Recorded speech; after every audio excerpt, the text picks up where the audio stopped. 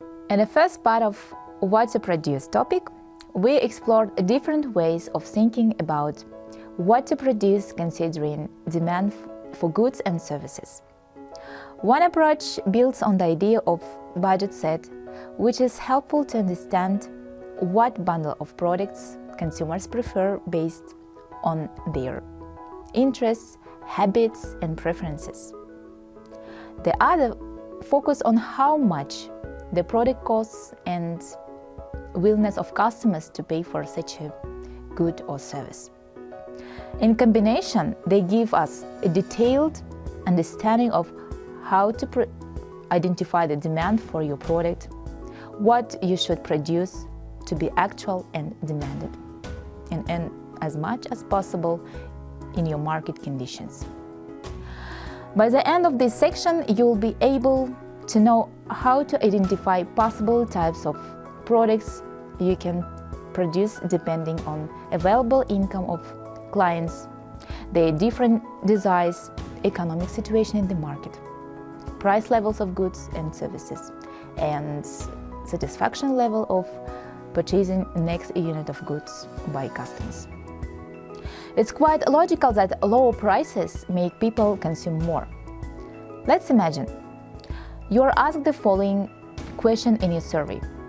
What is the maximum amount you would be willing to pay for one chocolate bar? In answering this question, you should not worry about what be a reasonable price for a chocolate bar. You should simply decide how much chocolate bar you would want. For example, you might think that you would really like to have at least one chocolate bar. So you would be willing to pay up to 600 tenge for one bar. That you would be happy with one more chocolate bar. This is your valuation of one chocolate bar. Now we ask you some more questions. What is the maximum amount that you would be willing to pay for 2 chocolate bars? Or 3 chocolate bars? So perhaps you decide you would be willing to pay 1,000 tenge for 2 bars, 1,200 tenge for 3 bars, and so on. Your valuation is increasing. You always like having more chocolate bars because more is better. We know you would be willing to pay an additional 400 tenge for second chocolate bar. Similarly, if you have 2 chocolate bars, you would be willing to pay an additional 200 tenge for third bar, and so forth. We call the change in your valuation your marginal valuation. The change in your valuation gets smaller as obtain more chocolate bars. This is called diminishing marginal valuation, meaning the more chocolate bars you already have, the less you are willing to pay for an additional one. In other words, an individual's valuation of some quantity of product is the maximum amount the individual would be willing to pay to obtain that quantity. The lower the price, the higher the demand. It means that if you want to produce a demanded product, you have to produce highly valued product with the lowest level of price as possible. If it should secure a lot of earnings and profit, but we cannot actually get to see people's marginal valuation. We observe what people actually do. To see our theory in action, we can look at customers' budget observation. For example, the data of Committee of Statistics of the Republic of Kazakhstan as for January of 2018, how an average resident of country spends his income, on what products and in what amount per product. Consumers' expenditures of average person in Kazakhstan for 2018 are given in this table. You can see that on average, consumers spend more than 57% of their budget on necessities like utilities and food, and other 43% on non-necessity goods. What does it show? As customers visit stores at different times, they certainly have attention to the price changes of goods and services. At the same time, their income may also change from 1 month to the next. So if we were look at their budget set monthly, we would commonly find it changing from 1 month to the next. We would then predict that they would choose different combinations of goods and services from month to month. Let's consider our case, where there are 2 goods, necessities and non-necessity goods, and that average person do no saving. We will describe his demand for non-necessity goods like that. Given prices and your income, you pick the best point on the budget line, as we did in previous video lectures. One way to explain this point is that it shows us how many non-necessity goods you will buy, given your income and given the price of necessity and non-necessity goods. Using this as a reference point, we now ask how his choice will change as income changes, and then as the price of non-necessity goods changes. Imagine that his income increases. This graph shows what happens to the budget line. Higher the income means that he can afford to buy more necessities and more non-necessity goods, so the budget line shifts outward. The slope of the budget line is unchanged because there is no change in the price of necessities relative to non-necessity goods. What happens to his consumption of non-necessity goods? There are 2 possibilities. The increase in income leads him to consume either more non-necessity goods or fewer non-necessity goods. Both are probable, and either is possible. Of course, you might also buy exactly the same amount as before. We might think that the more normal case is that higher income would lead bigger non-necessity goods consumption.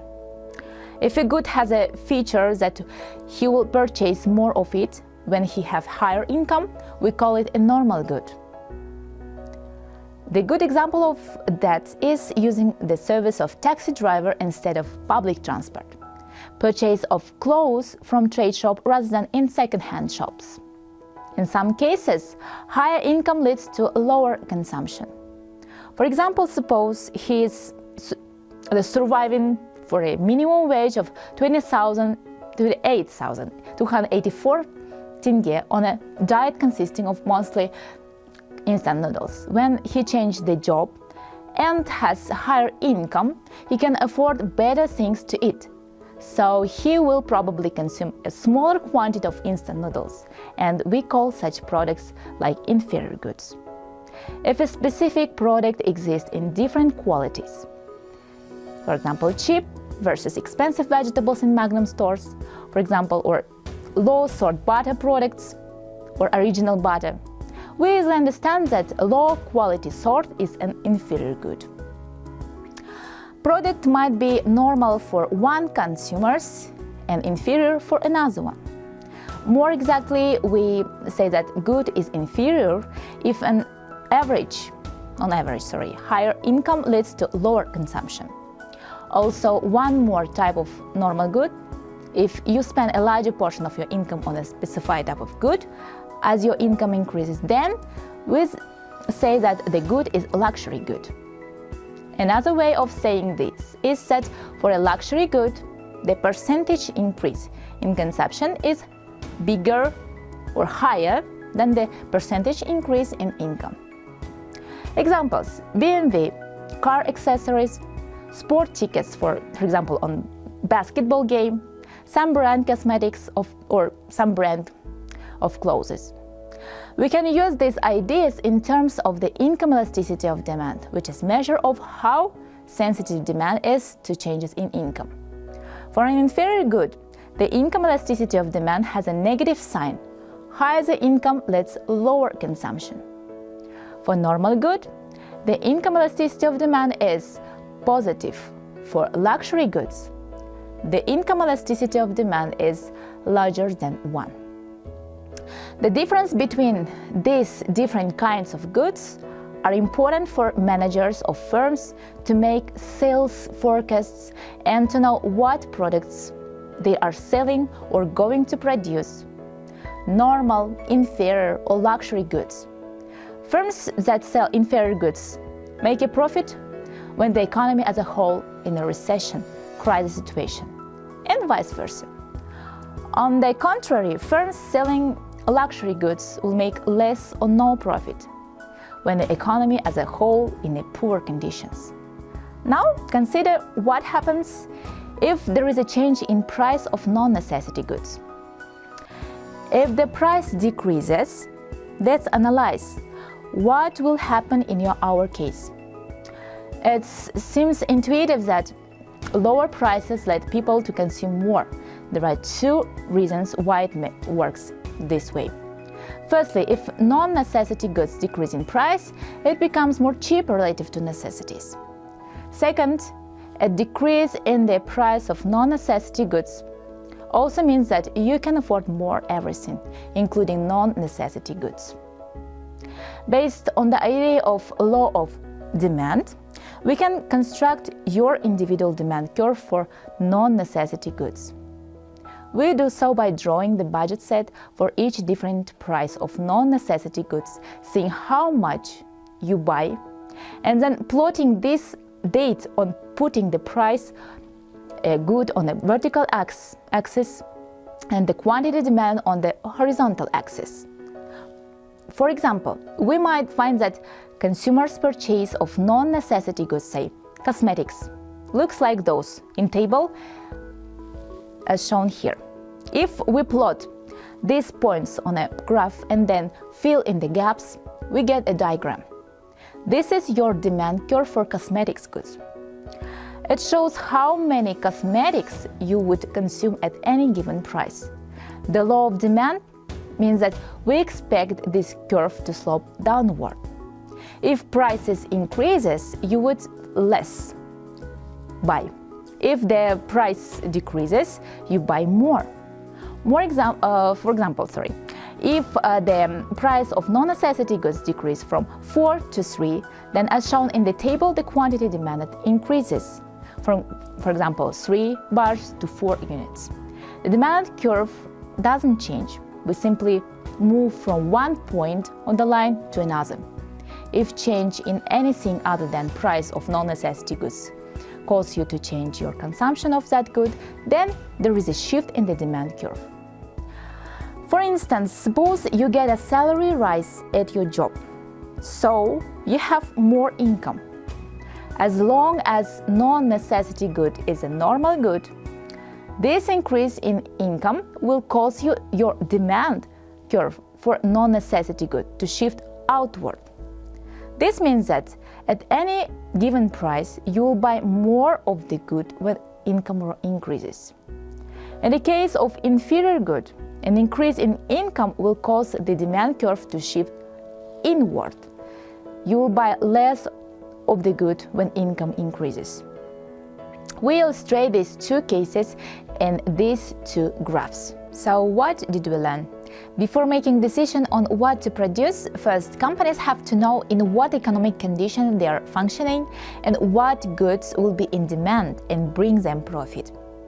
Then they define the type of demanded product, which could be determined by sensitivity of consumers' demand for these price and income changes of goods and services. Also, the optimal choice of consumer has taken into account minimization of expenses at the set of goods, which maximizes the happiness level of buying this set by consumers at the given budget.